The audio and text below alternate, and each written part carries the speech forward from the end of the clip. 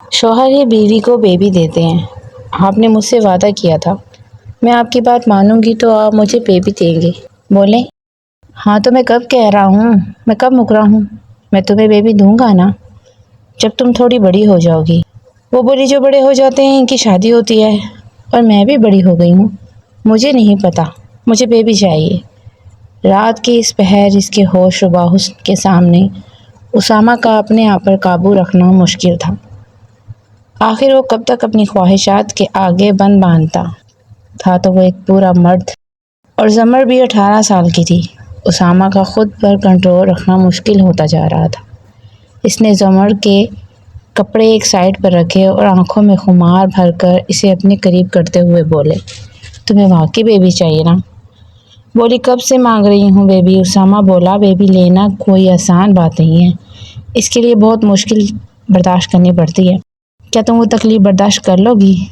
زمر نے معصومیت سے سر ہاں میں ہلایا اور بولی بیبی کے لیے میں سب کچھ کر لوں گی، آپ مجھے بتائیے مجھے کیا کرنا ہے؟ وہ مدہوش ہوتا ہوا اپنے آپ کو کنٹرول کرنے کی کوشش میں بے حال ہو رہا تھا۔ بولا بہت اچھا، تو پھر تم رو گی تو نہیں نا؟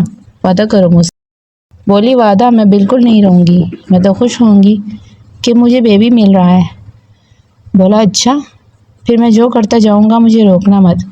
بیبی لینے کے لیے سب سے پہلے میاں بیوی دونوں کو اپنے اپنے پہناوے ریموو کرنے پڑتے ہیں، اور یہ کہتے ہوئے اس نے آہستہ سے ہی زمر کی شرٹ ریموو کی تھی۔ اس کے بھرپور نسوانی حسن کو دیکھ کر وہ حیران رہ گیا تھا۔ پھر اس نے اپنی شرٹ ریموو کر کے ایسے ہی سارے پردے ہٹانے کے بعد وہ زمر کے اوپر چھانے لگا تھا۔ زمر اسامہ کے اس نئے روپ کو دیکھ کر خوفزدہ ہوئی تھی، لیکن اسامہ نے مخمور لہجے میں اس کے کانوں میں یہی بات بولی تھی، بیبی لینا ہے نا؟ چپ کر کے لیٹی رہو، میں تمہیں وہی دینے کی کوشش کر رہا ہوں، اگر بیبی لینا ہے تو۔ کوئی آواز نہ آئی، یہ کہتا ہوا وہ اس پر اپنی من مرضیاں چلانے لگا تھا۔ اسے بے چین کرتے ہوئے وہ اس کے انگ انگ پر اپنے پیار کی مہریں لگاتا ہوا اپنے جذبات کو اتنا عرصہ کنٹرول کرنے کے بعد آج وہ اس پر بند توڑ چکا تھا۔ اپنی طرف سے بہت احتیاط کرتے ہوئے وہ اپنے آپ کو نرمی سے اس کی گہرائیوں میں اتار گیا تھا۔ زمر کے منہ سے ایک چیخ بلند ہوئی، بے آب مچھلی کی طرح تڑپتے ہوئے اسے خود سے دور کرنے کی کوشش کرنے لگی۔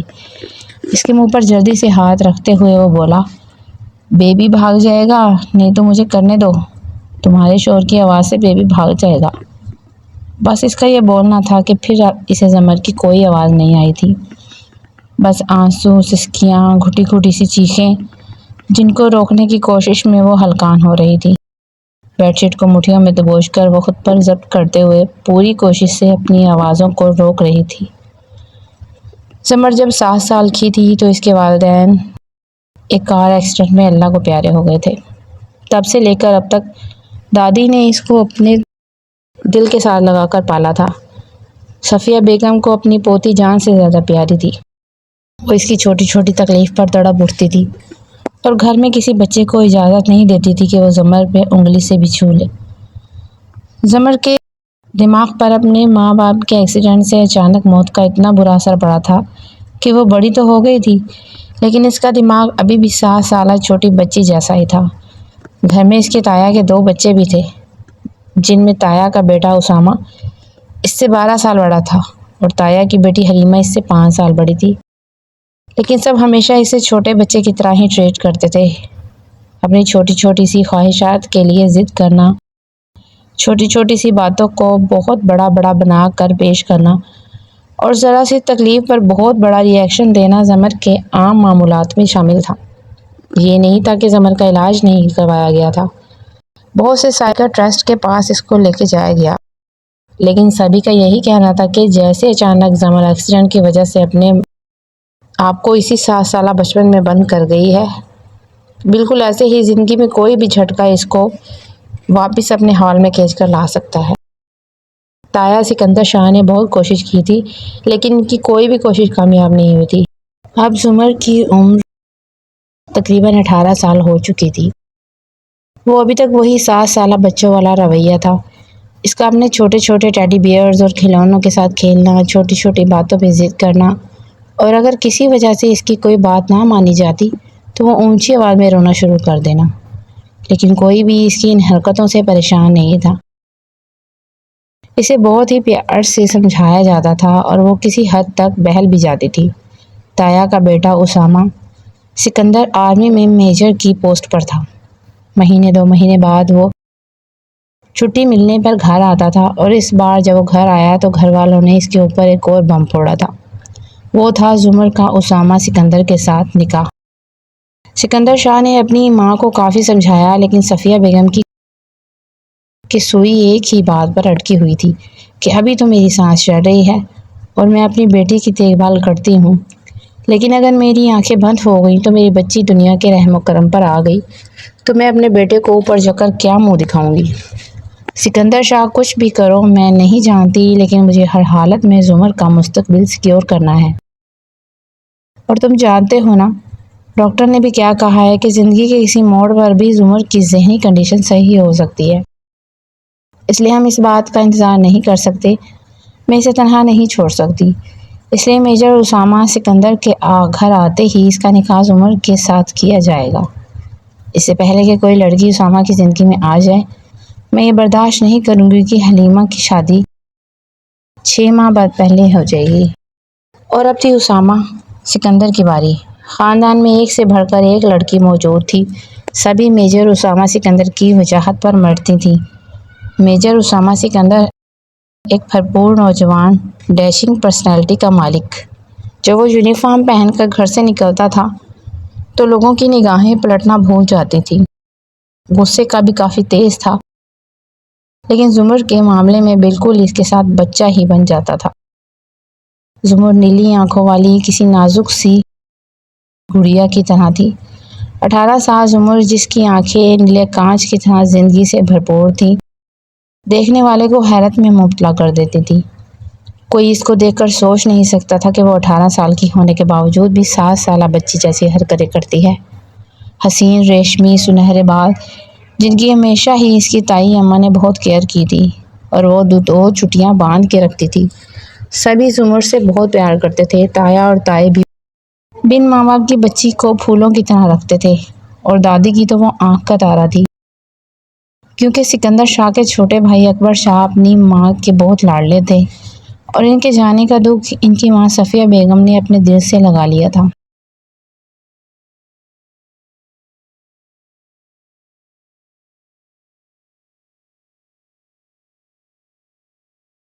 اب وہ اپنے بیٹے کی نشانی زمر میں ہی اپنے بیٹے کو ڈھونڈتی تھی اور اسے اپنے دل سے لگا کر رکھتی تھی۔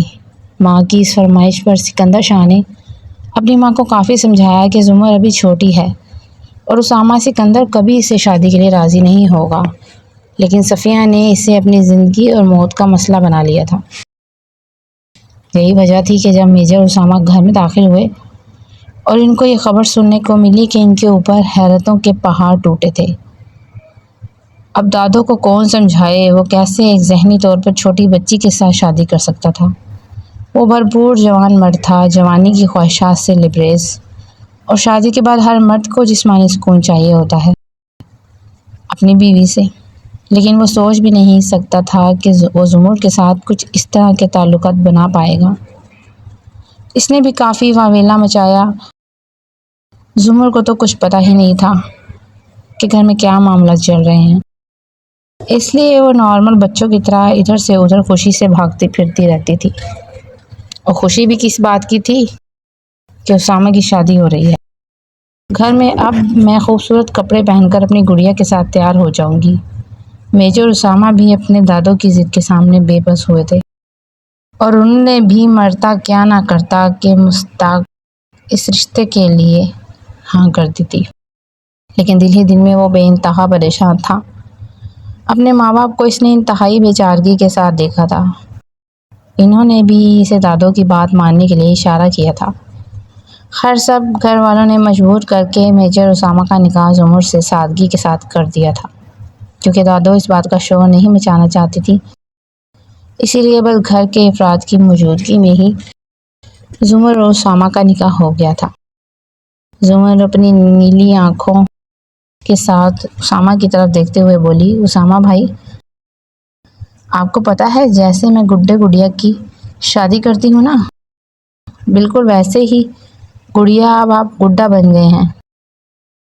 اسامہ چپ چاپ اس بچی کی باتوں کو سنتے ہوئے برداشت کر رہا تھا، جس میں اس بچی کا بھی کوئی قصور نہیں تھا۔ زمر کے سامان کو اسامہ کے کمرے میں شفٹ کر دیا گیا تھا۔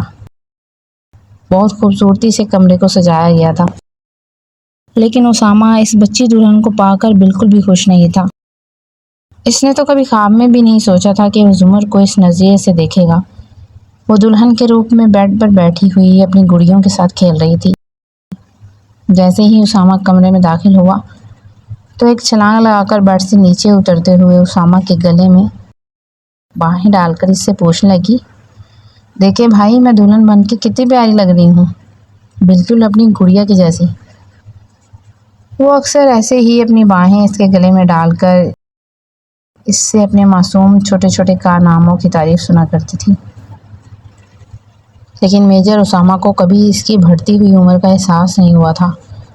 ہمیشہ وہ اسے بچی کی نظر سے ہی دیکھتا تھا، لیکن آج جیسے ہی زمر نے اس کے گلے میں باہیں ڈالی تو اسامہ کا دل زور سے دھڑکا تھا۔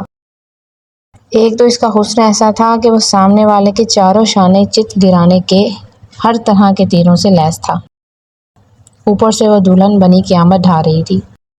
میجر اسامہ نے اسے غور سے دیکھتے ہوئے نرمی سے اس کی باہیں اپنے گلے سے دور کی تھی اور بولے، ہاں ہاں میری گڑیا بہت پیاری لگ رہی ہے، اچھے بچوں کی طرح اب ان کپڑوں کو چینج کریں گے اور آرام سے سو جائیں گے۔ زمر بولی، نہیں نہیں، میں ابھی بالکل نہیں سوؤں گی، میں تو آپ کے ساتھ بہت سی باتیں کروں گی، جیسے میری گڑیا کا دولہا کرتا ہے ویسے ہی۔ میرے دولہا تو آپ ہیں نا، تو کیا آپ مجھ سے باتیں نہیں کریں گے؟ میجر اسامہ نے بے چارگی سے اس کی طرف دیکھا اور سوچا، ہائے رے میری قسمت، آج کی رات کے خواب نہ جانے لوگ کیسے کیسے سجاتے ہیں، اور میں اتنی حسین بیوی پانے کے باوجود بھی تشنہ لب بھی رہ جاؤں گا، نہ جانے کب تک میرے صبر کا امتحان ہونے والا ہے۔ زمر کے منہ سے ننھی ننھی باتیں سنتے ہوئے اسامہ اس کی ہاں میں ہاں ملاتا ہوا اپنے کپڑے چینج کرنے کے لیے واش روم کی طرف بڑھ گیا تھا، جبکہ زمر اپنے آپ کو شیشے میں دیکھتے ہوئے دیوانی ہو رہی تھی۔ وہ بالکل تیار نہیں تھی اپنے کپڑے بدلنے کے لیے۔ جب اسامہ واش روم سے کپڑے چینج کر کے باہر نکلا تو زمر کو اسی حلیے میں دیکھ کر وہ بولا، زمر تم نے ابھی تک کپڑے چینج نہیں کیے؟ میں نے کہا تھا نا سونے والا ڈریس پہنو۔ بولی، نہیں نہیں، میں بہت پیاری لگ رہی ہوں، اتنی جلدی میں ان کپڑوں کو چینج نہیں کروں گی، یہ تو میرے فیوریٹ کپڑے ہیں، اب میں یہی پہن کے سوؤں گی۔ اسامہ نے اسے بچوں کی طرح پچکارتے ہوئے پیار سے لاڈ سے کپڑے چینج کرانے کے لیے راضی کیا تھا، اور وہ منہ پسرتے ہوئے کپڑے چینج کرنے کے لیے تیار ہوئی۔ جیسے ہی وہ کپڑے چینج کر کے واش روم سے باہر آئی، اسامہ کو بیڈ پر لیٹا ہوا دیکھ کر تیزی سے اس کی طرف بڑھی اور بولی، اسامہ بھائی، کیا آپ آج سے اسی بیڈ پر سویا کریں گے میرے ساتھ اور میرے ٹیڈی بیئر کے ساتھ؟ ایک بڑا سا ٹیڈی بیئر ہمیشہ اس کی گود میں رہتا تھا۔ اسامہ اٹھ کر بیٹھا اور اس کے ہاتھ کو نرمی سے پکڑتے ہوئے بولا، زمر، جب گڈے اور گڑیا کی آپس میں شادی ہو جاتی ہے نا تو پھر وہ گڑیا اپنے گڈے کو بھائی نہیں بولتی، اور آپ نے اپنی یہ غلطی سب سے پہلے صحیح کرنی ہے کہ میں آپ کا بھائی نہیں ہوں، اب تو میں آپ کا شوہر ہوں نا، اور آپ میری بیوی ہیں، اور بیوی شوہر کی سارے باتیں مانتی ہوتی ہے۔ آپ بھی اچھی بیوی ہو نا؟ بولے، ہاں ہاں، میں بھی اچھی بیوی بنوں گی جب آپ میرے لیے چاکلیٹس اور کینڈیز ٹائم پر لے کے آیا کریں گے نا، پر آپ تو گھر پر ہی نہیں ہوتے، اتنے دنوں کے بعد آتے ہیں، میں کس سے پھر چاکلیٹس اور ٹافیز لیا کروں گی؟ اسامہ بولا، زمر، آپ کی پہلے بھی چاکلیٹ اور کینڈیز بابا جان لے کر آتے تھے، ایسے ہی ساری چیزیں آپ کو ملتی رہیں گی، اس لیے آپ پریشان نہ ہوں اور آرام سے سو جائیں۔ اس سے پہلے زمر اپنی دادوں کے ساتھ سوتی تھی، ان سے لپٹ کر، اور آج وہ اسامہ کے کمرے میں تھی۔ وہ بولی، مجھے تو دادوں کے پاس سونا تھا، لیکن میں آپ کے ساتھ کیسے سو سکتی ہوں؟ اسامہ بولا، کوئی بات نہیں، پہلے آپ دادوں کے پاس سوتی تھی، آج سے آپ میرے ساتھ سو جائیں، دادو بہت خوش ہوں گی کہ آج آپ میرے اپنے گڈے کے ساتھ اس کے کمرے میں سوئی ہیں، اس لیے ان کو پریشان مت کرنا۔ اس ٹائم زمر ضد کرنے لگی، نہیں، میں دادوں کے ساتھ ہی سوؤں گی۔ میں جب تک ان پر لپٹ کر نہ سو جاؤں مجھے نیند نہیں آتی، مجھے ڈر لگتا ہے۔ آج کی رات واقعی میجر اسامہ کی قوت برداشت کو آزمانے کی رات تھی۔ انہوں نے ریموٹ سے کمرے کی لائٹ ڈم کی اور اسے بولے، زمر چپ کر کے سو جاؤ، میں ہوں نا کمرے میں، کچھ نہیں ہوتا۔ لائٹ ڈم کرنے کی دیر تھی کہ زمر نے اچانک ہی میجر اسامہ کے اوپر چھلانگ لگائی اور اس کے ساتھ لپٹ گئی۔ نہیں نہیں، میں اس طرح سے نہیں سو سکتی، مجھے بہت ڈر لگتا ہے۔ میجر اسامہ کے دل کی دھڑکنیں ایک دم ہی تیز ہو گئی تھیں۔ بھرپور جوان لڑکی کا جسم جیسے ہی ان کے جوان جسم سے ٹکرایا تو ان کا دل اور لہپے دھڑکنے لگا تھا۔ اس کی نرم جوان دھڑکنوں کا لمس جب ان کے سینے سے لگا تو ان کے جوان جذبات نے سر ابھارا تھا۔ بے چین ہوتے ہوئے انہوں نے زمر کو اپنی آغوش میں بھرا تھا اور اچانک ہی اس کے لبوں کو اپنے ہونٹوں میں دباتے ہوئے اپنے منہ زور جذبات کے آگے مجبور ہو گئے تھے۔ زور سے اسے اپنے سینے میں بھینچتے ہوئے، اس کی سانسوں کو اپنے اندر انہیل کرتے ہوئے وہ اسے تڑپنے پہ مجبور کر گئے تھے۔ اچانک ہی اس بات کا احساس ہوتے ہی وہ جھٹکے سے ہوش کی دنیا میں واپس آئے تھے اور اسے چھوڑتے ہوئے پیچھے ہو گئے۔ زمر گہرے گہرے سانس لیتے ہوئے بولی، گندے بچے ایسے کرتے ہیں کیا؟ کوئی کسی کے ساتھ کیا ایسے کرتا ہے؟ اور ساتھ ہی اس کا پلان بن رہا تھا اونچی آواز میں راگ الاپنے کا۔ اس کے منہ کے بگڑتے زاویے دیکھتے ہوئے میجر اسامہ کو فوراً احساس ہوا کہ ان سے غلطی ہوئی ہے۔ وہ تو بچی ہے، بے شک اس کا جسم جوان ہے، لیکن وہ اس رات کے تقاضے نہیں سمجھتی۔ فوراً ہی اس کے منہ کے آگے ہاتھ رکھ کر بولے، نہیں نہیں، اچھے بچے ایسے نہیں روتے، رات کے ٹائم بھوت آ جاتے ہیں۔ بھوت کے نام پر وہ فوراً ہی ایک بار پھر سے میجر اسامہ کے سینے سے لگی تھی۔ آہستہ سے بولی، آپ سچ کہہ رہے ہیں؟ رات کو بھوت آ جاتے ہیں؟ اگر کوئی بچہ اونچی آواز میں روئے تو میجر اسامہ بولے، ہاں ہاں، میں سچ کہہ رہا ہوں، بہت بڑے بڑے بھوت آتے ہیں اور پھر چھوٹے بچوں کو اکثر رات میں اٹھا کر لے جاتے ہیں، جو بڑوں کی بات نہیں مانتے نا۔ دل ہی دل میں انہوں نے توبہ کی تھی کہ میری توبہ جو میں پھر سے اس لڑکی کو اس طرح سے ٹچ کروں گا، لیکن اس کی قربت میں وہ اپنے جوان جذبات کو بڑی مشکل سے کنٹرول کیے ہوئے تھے۔ نہ تو وہ اٹھ کر صوفے پہ جا سکتے تھے کیونکہ زمر اکیلے سو ہی نہیں سکتی تھی، اس کو دادوں کے ساتھ لپٹ کر چھوٹے بچوں کی طرح سونے کی عادت تھی۔ ایسے ہی میجر اسامہ نے اسے بہلا پھسلا کر سلانے کی کوشش کی تھی، درمیان میں اس کا ٹیڈی بیئر رکھتے ہوئے بولے، اب تم بڑی ہو گئی ہو، تمہاری شادی بھی ہو گئی ہے، تم بہادر بھی ہو گئی ہو، اب تم اپنی ٹیڈی بیئر کے ساتھ سو گی، بالکل ویسے ہی جیسے دادوں کے ساتھ لپٹ کر سوتی ہو۔ اور وہ بھی کسی حد تک میجر اسامہ کی بات کو مانتے ہوئے آنکھیں میچ کر سونے کی کوشش کرنے لگی۔ بولی، میرے سر میں ہاتھ پھیریے نا، دادو میرے سر پر ہاتھ پھیرتی ہوئی ہوتی ہیں تو پھر میں آرام سے سو جاتی ہوں۔ میجر اسامہ نے اس کے بالوں میں آہستہ آہستہ اپنا ہاتھ پھیرنا شروع کر دیا۔ وہ نہ جانے کب معصوم نیند کی وادیوں میں کھو گئی تھی۔ سوئی ہوئی معصوم سی پری کو میجر اسامہ غور سے دیکھ رہا تھا اور سوچ رہا تھا کہ کاش کہ زمر تم اپنے حال میں ہوتی تو آج یہ رات کتنی حسین ہوتی، مجھ پر یوں قیامت نہ ڈھاتی۔ وہ آہستہ سے جھکے اس کے ماتھے پر اپنے پیار کی مہر ثبت کی اور اسے سیدھا کر کے لٹاتے ہوئے اس کے اوپر بلینکٹ دیتے ہوئے خود صوفے پر چلے گئے تھے۔ وہ مزید اس قیامت خیز حسن والی لڑکی کی قربت میں اپنے آپ کو کنٹرول نہیں کر سکتے تھے، اسی لیے وہ بیڈ سے چلے گئے تھے۔ جب صبح اذان کے ٹائم میجر اسامہ کی آنکھ کھلی تو وہ بے خبر سوئی ہوئی تھی، پورے بیڈ پر پھیل کر۔ اسے دیکھ کر میجر اسامہ کے لبوں پر بہت پیاری سی مسکراہٹ پھیلی تھی۔ بولا، اب دیکھتے ہیں زندگی کب تک ہمیں اور آزماتی ہے۔ میجر اسامہ کی تقریباً 10 دن کی چھٹیاں تھی، اس کی بہن بھی آئی ہوئی تھی، اس کے ہاں پہلے بچے کی ولادت ہونے والی تھی۔ زمر سارا دن حلیمہ کے ساتھ ہی رہتی تھی۔ اس کے بڑے سارے پیٹ کو دیکھتے ہوئے وہ بچوں کی طرح خوش ہوتی تھی کہ ہمارے گھر بھی ایک چھوٹا سا منا آنے والا ہے۔ اچانک ہی 2 دن کے بعد حلیمہ کی طبیعت خراب ہوئی تو اسے ہاسپٹل لے کر جانا پڑا، اور جب وہ گھر آئی تو اس کے ساتھ ایک چھوٹا سا منا بھی تھا، جس کو دیکھتے ہی زمر خوشی سے دیوانی ہوئی تھی اور وہ خوشی سے اسے جلدی جلدی اپنی گود میں اٹھانے کی کوشش کرنے لگی تو حلیمہ میں ایک دم چیخ ماری اور بولی، زمر یہ تم کیا کر رہی ہو؟ تم اس کو سنبھال نہیں سکو گی، یہ گر جائے گا، اسے چوٹ لگ جائے گی۔ حلیمہ کے اس طرح روکنے پر نور کی نیلی آنکھیں پانیوں سے بھر گئی تھیں۔ وہ دادو کی طرف منہ بسورتے ہوئے بولی، دادو مجھے نہیں پتا، مجھے بھی مننے کو اٹھانا ہے اور پیار کرنا ہے۔ سب ہی خوفزدہ تھے کہ وہ تو خود چھوٹی سی بچی ہے، نہ جانے بچے کو سنبھال پائے گی کہ نہیں، اس لیے اس کی بچگانہ بات کو کسی نے اہمیت نہیں دی تھی۔ وہ روتی ہوئی اپنے کمرے میں بھاگ گئی تھی۔ میجر اسامہ نے جب اسے اس طرح سے روتے ہوئے دیکھا تو بے چینی سے اس کی طرف بڑھے اور بولے، کیا ہوا میری گڑیا کو؟ اس طرح سے کیوں رو رہی ہے؟ زمر بولی، مجھے نہیں پتا، مجھے بھی مننے کو پیار کرنا ہے، لیکن حلیمہ آپا نے مجھے مننے کو گود میں نہیں لینے دیا۔ اور وہ روتے ہوئے سب کے شکوے میجر اسامہ سے کرنے لگی تھی، کیونکہ دادو کے بعد سب سے زیادہ عزیز اسے میجر اسامہ ہی رکھتے تھے۔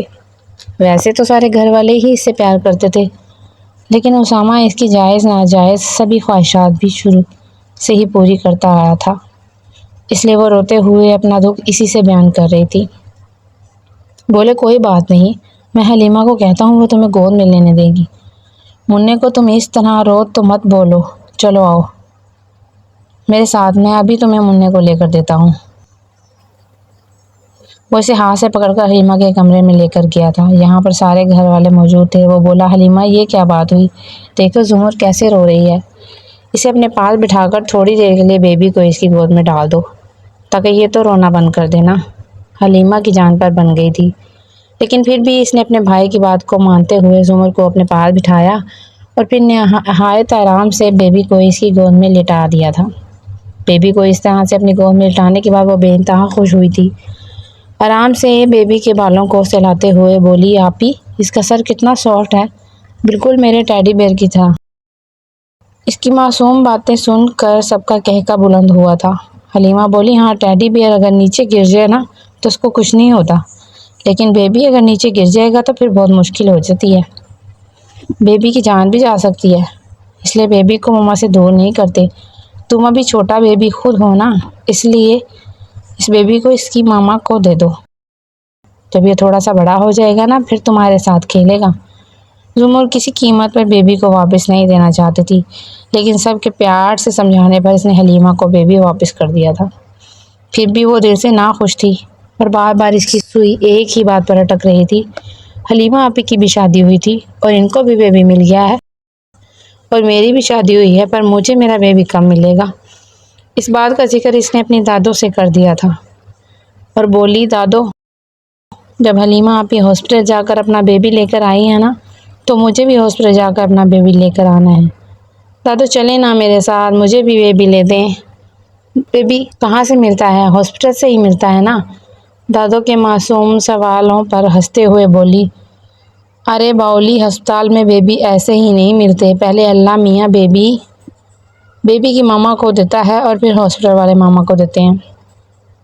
لیکن یہ بات سمجھنے کے لیے زمر کا دماغ ابھی بہت چھوٹا تھا۔ وہ بار بار ایک ہی گردان کر رہی تھی کہ مجھے نہیں پتا، مجھے اپنا بیبی چاہیے، مجھے بھی لے کر دے۔ دادو نے ہنستے ہوئے سے کہا، یہ تو تمہیں اسامہ ہی لے کر دے سکتا ہے، اس بات کا ذکر رات کو سب سے چھپ کر اپنے شوہر سے کرتے ہیں، پھر وہی اپنی بیوی کو بیبی دلاتا ہے۔ دادو کی باتیں دھیان سے سنتے ہوئے وہ حیران ہوئی، بولی، سچ دادو، اسامہ مجھے بیبی لا دیں گے نا؟ دادو بولی، ہاں کیوں نہیں، بس وہ جو بولے گا وہ کرتی جانا، آگے سے رونا بالکل مت۔ وہ حیران پریشان ہو کر، میں کیوں روں گی، میں تو خوش ہوں گی جب مجھے بیبی ملے گا۔ دادو ہنستے ہوئے بولی، چلو ٹھیک ہے، خوش ہونا، لیکن اسامہ سے بیبی مانگو، وہی تمہیں دے گا، اور اس بات کا ذکر کسی اور سے مت کرنا، نہیں تو پھر بیبی نہیں ملے گا۔ دادو کی باتوں پر پکی ہوتی وہ فوراً اٹھی تھی اور اسامہ سے اپنی اس خواہش کا اظہار کرنے کے لیے دادو نے جلدی سے اسے بازو سے پکڑ کر اپنے پاس بٹھایا اور بولی،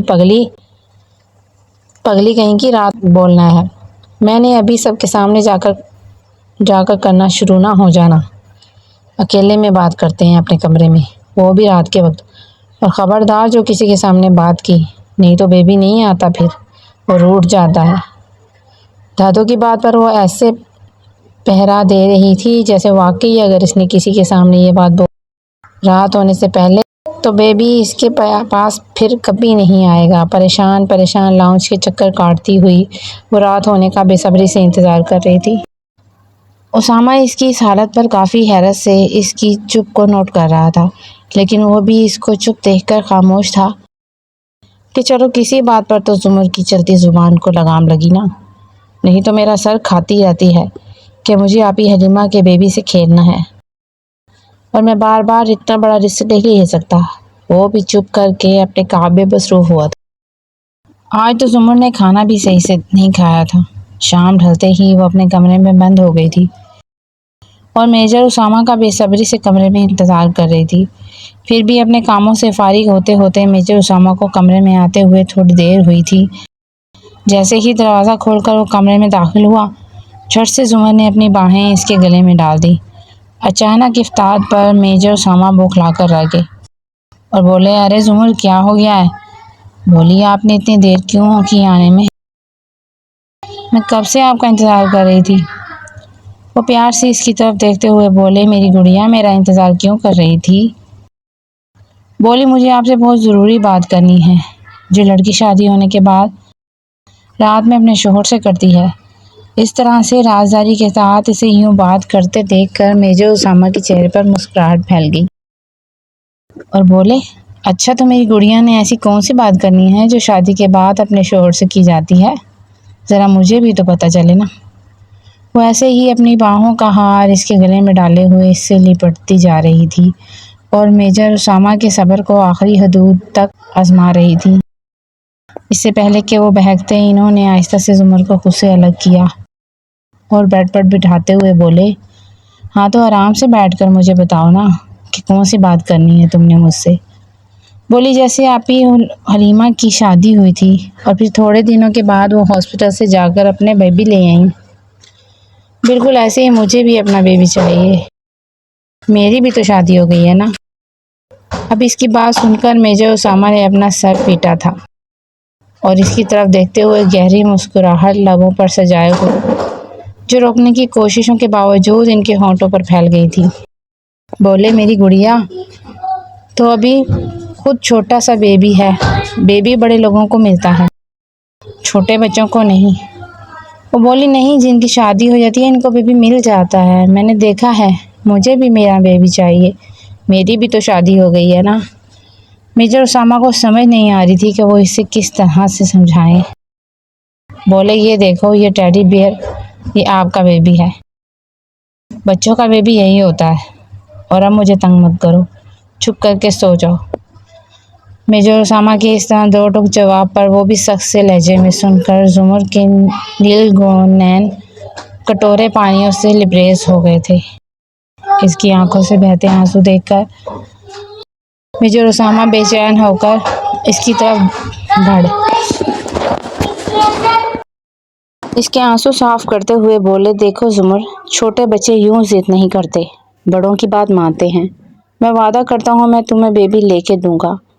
تم تھوڑی سی بڑی ہو جاؤ، جب تم بیبی سنبھالنے کے قابل ہو جاؤ گی نا تو میں تمہیں بیبی لے کر دوں گا۔ وہ تمہارا اور میرا بیبی ہوگا جس سے ہم مل کر کھیلا کریں گے۔ زمر بولی، سچ؟ آپ وعدہ کریں مجھ سے؟ بولا، ہاں ہاں، میں وعدہ کر رہا ہوں، اور تم بھی مجھ سے وعدہ کرو کہ مجھے یوں بلا وجہ تنگ نہیں کرو گی۔ آئندہ اگر تم میرے کہنے کے مطابق عمل کرتی رہی، میری بات مانتی رہی، تو بہت جلد میں تمہیں بیبی لے کر دوں گا۔ زمر نے آنکھیں بند کر کے میجر اسامہ کی باتوں پر لبیک کہا اور بولی، سب سے پہلی بات یہ کہ اب اچھے بچوں کی طرح سو جاؤ۔ زمر نے آگے سے کوئی بات نہیں کی تھی اور سونے کے لیے لیٹ گئی تھی، لیکن بے چینی سے پہلو بدلنے لگی۔ اس کو اس طرح سے بے چین دیکھ کر اسامہ بولے، زمر کیا کوئی پریشانی ہے؟ بولی، ہاں، مجھے اکیلے میں نیند نہیں آتی نا، میرے بالوں، میرے سر میں ہاتھ پھیرے نا۔ ایک گہری سانس پھڑتے ہوئے میجر اسامہ اس کے ساتھ لیٹے تھے اور وہ اچانک سے اسامہ کے ساتھ لپٹتے ہوئے سینے پر اپنے سر کو رکھ گئی تھی۔ میجر اسامہ کے دل کی دھڑکن بڑھی تھی۔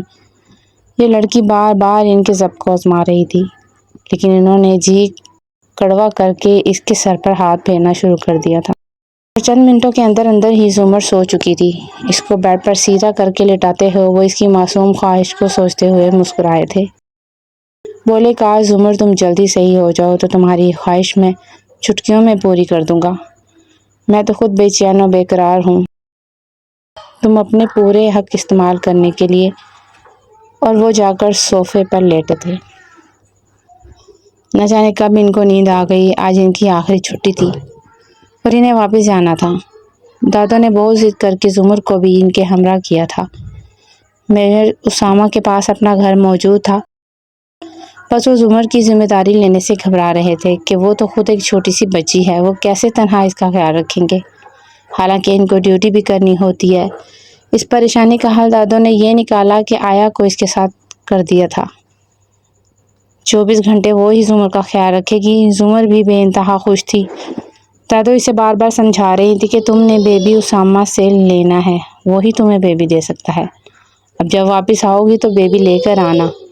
دادو کی بات پہ وہ پکی ہوئی تھی۔ وہ خوشی خوشی اسامہ کے ساتھ جانے کے لیے تیار تھی کہ وہ اسے بیبی لے کر دیں گے۔ جب اسامہ زمر کے لیے اپنے آرمی والے بنگلے پر پہنچا تو وہ اتنا بڑا بنگلہ دیکھ کر حیران رہ گئی۔ بولی، آپ یہاں پر اکیلے رہتے ہیں؟ آپ کو ڈر نہیں لگتا؟ رات کو کوئی بھوت نہیں آتا؟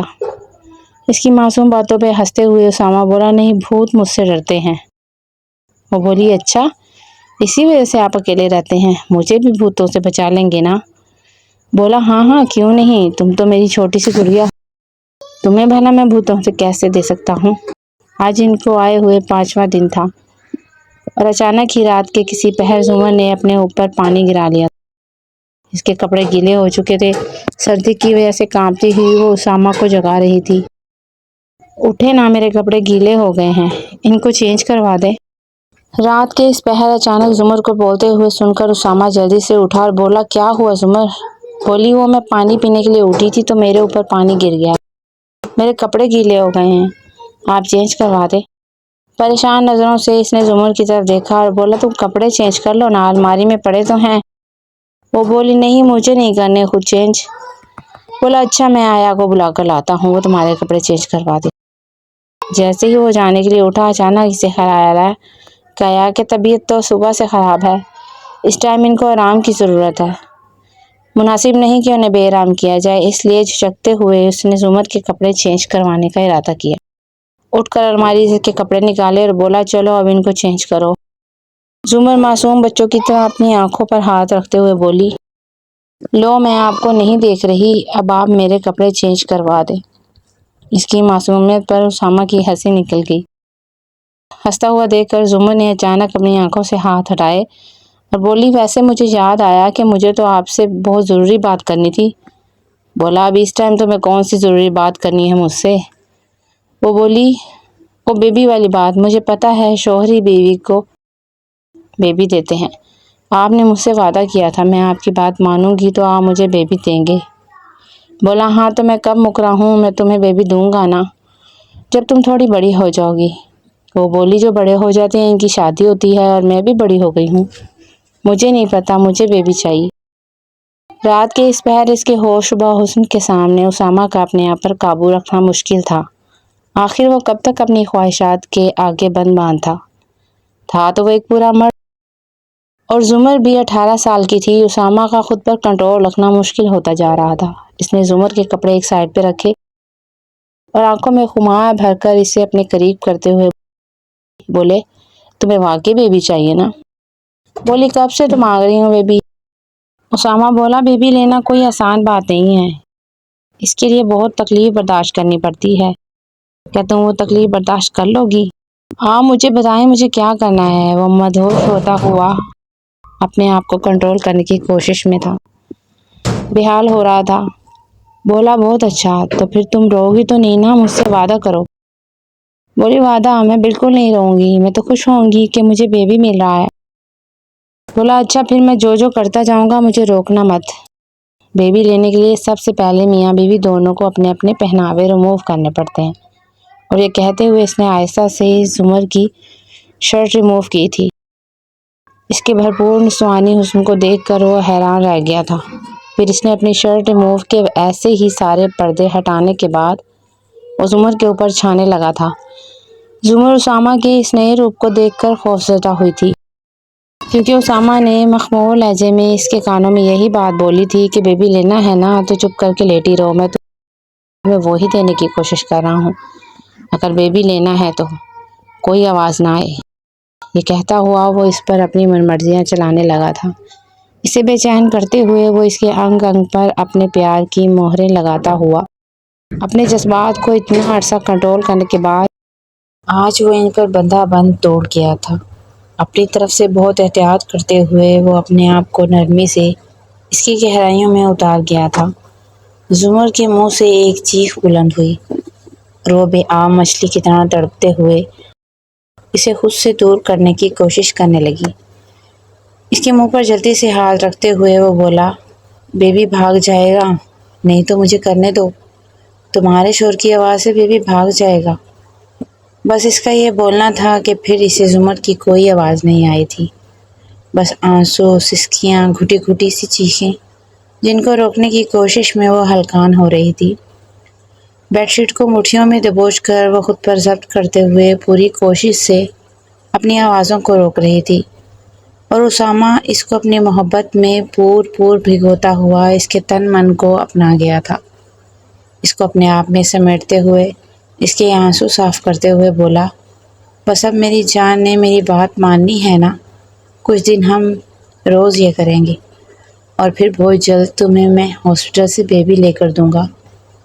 پہلی بار تھوڑا درد زیادہ ہوا ہے، اب آہستہ آہستہ جب ہم روز کریں گے تو یہ درد ختم ہو جائے گا اور اس کی جگہ بہت جلد تمہیں بیبی مل جائے گا۔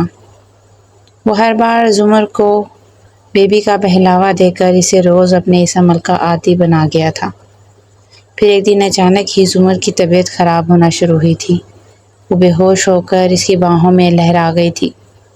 جب وہ شدید پریشانی کی حالت میں اسے ہاسپٹل لے کر پہنچا تو ڈاکٹر نے اسے جو خبر سنائی تھی اسے سن کر وہ بے انتہا خوش ہوا تھا، کیونکہ زمر ماں بننے والی تھی، اور یہ خبر جب اس کی نے زمر کو سنائی تو وہ بھی بہت خوش ہوئی۔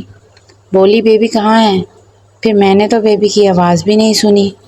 اسامہ ہنستا ہوا بولا، زمر، بیبی چند مہینوں کے بعد خود ہی تمہیں مل جائے گا، ابھی تو بیبی کی ٹکٹ کنفرم کروائی ہے نا، ابھی وہ پلین میں بیٹھا ہے، آہستہ آہستہ وہ تمہاری طرف آ رہا ہے۔ جب یہ خبر اس نے اپنی والدہ اور دادوں کو سنائی تو وہ خوشی سے نہال ہوئی تھیں۔ وہ بولی، زمر کو بھی لے کر جلد از جلد گھر آ جاؤ، اس کا اکیلے یوں تنہا رہنا صحیح نہیں ہے۔ دادوں کی بات مانتے ہوئے وہ اگلے دن ہی واپسی کے لیے روانہ ہوا تھا۔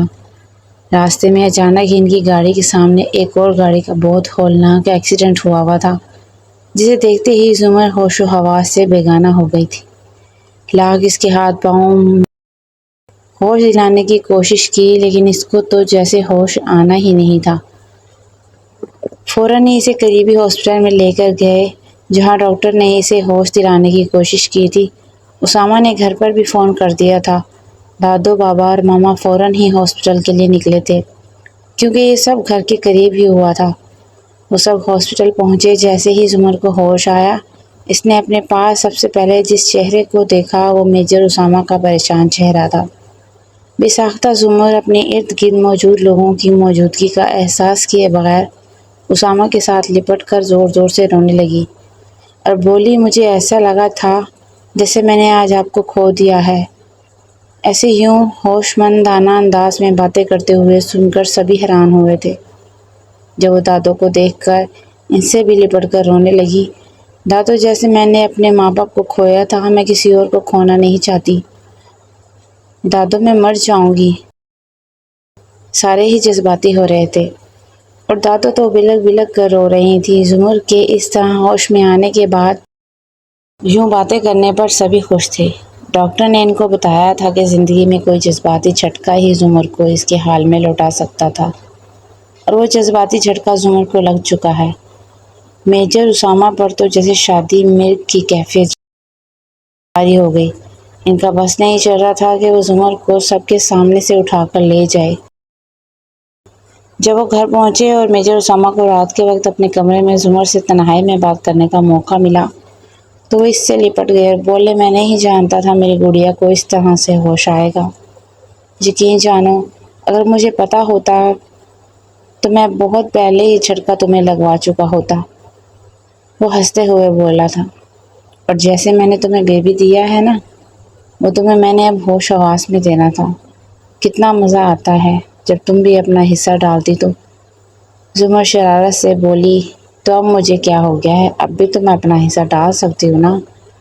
میجر اسامہ دیوانہ ہوا تھا۔ دونوں ہی راز و نیاز کی باتیں کرتے ہوئے کب ایک دوسرے میں مدہوش ہوئے تھے، انہیں خبر ہی نہ ہوئی۔ شب و روز کیسے گزر رہے تھے دونوں کو پتہ ہی نہ چلا۔ کب 9 مہینے بیتے اور کب زمر کو ہاسپٹل لے جانے کی ضرورت پیش آئی۔ اچانک ڈاکٹر نے اس کی گود میں ایک ننھا سا بچہ تھمایا، جسے تھام کر زمر کے آنسو نہیں رک رہے تھے۔ میجر اسامہ بھی جذباتی سے بار بار زمر کی آنسو صاف کرتے ہوئے اسے مبارکباد دے رہے تھے۔ اپنے ماں باپ بننے کی خوشی میں سب لوگ خوشی خوشی بچے کو لے کر گھر آئے تھے۔ رات ہوتے ہی میجر اسامہ کمرے میں زمر کے کان کے پاس جاتے سرگوشیانہ انداز میں بولے، زمر، دوسرا بیبی جب لینا ہوا مجھے بتا دینا۔ زمر دونوں ہاتھوں سے انہیں پیچھے دھکیلتے ہوئے بولی، مجھے کیا پتا تھا بیبی لیتے ہوئے اتنی تکلیف ہوتی ہے۔ خبردار جو اب مجھ سے بیبی کے بارے میں کوئی بات کی تو۔ میجر اسامہ ہنستے ہوئے بولے، زمر، ایک بیبی تم نے مجھ سے لیا تھا، لیکن ایک بیبی اب میں تم سے لوں گا۔ تیار رہنا۔ جیسے ہی تم ٹھیک ہوتی ہو نا، ویسے ہی میں اپنے حصے کا بیبی تم سے لوں گا۔ جیسے میں نے پیار سے تمہاری بات مانی تھی، ویسے ہی تمہیں بھی پیار سے میری بات ماننی ہوگی۔ یہ سنتے زمر کے گال شرم سے سرخ انگارہ ہوئے تھے، پر وہ دونوں ہاتھوں میں اپنے چہرے کو چھپا گئی تھی۔ اس کی اس معصوم ادا پر میجر اسامہ کا بلند قہقہ کمرے میں گونجا تھا۔ بولا، میری شدت سے اب تم زیادہ دن دور نہیں رہ پاؤ گی۔ کیسی لگی آپ کو ہماری آج کی کہانی؟ اگر اچھی لگی تو اس کو لائک کریں، چینل کو سبسکرائب کر لیجئے گا۔ شکریہ۔